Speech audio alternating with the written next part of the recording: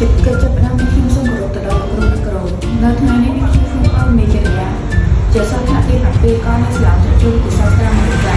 នៅថ្ងៃនេះខ្ញុំនឹងធ្វើម្ហូបមួយមានឈ្មោះថាឆាតៅហ៊ូគ្រឿងផ្សំដែលមានដូចជាតៅហ៊ូឈាមមាន់និងសាច់ជ្រូករីឯទៀតមានដូចជាស្ករអំបិលម្រេចខ្ទឹមសជីនិងខ្លាញ់ដំបូងយើងត្រូវចាក់ខ្លាញ់លើខ្ទះបន្ទាប់មកយើងត្រូវចាក់ខ្ទឹមសហើយលីងវារហូតដល់វាមានពណ៌ក្រហមឈ្ងុយ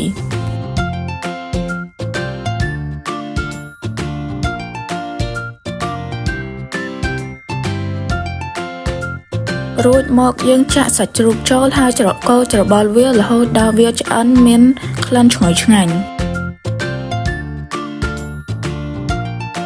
ពេលសាច់ជ្រូកឆ្អិនរួចយើងដាក់គ្រឿងផ្សំផ្សេងៗទៀតដូចជាអំបិលស្ករនិងម្រេចជាដើម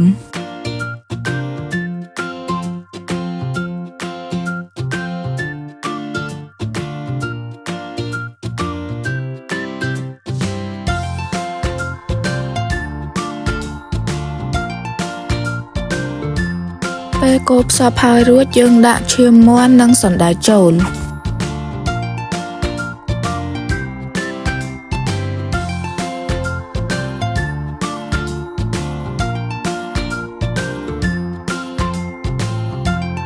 បន្ទាប់មកយើងត្រូវកូរឲ្យសព្វដើម្បីឲ្យរសជាតិចូលគ្នាបានឆ្ងាញ់ពិសា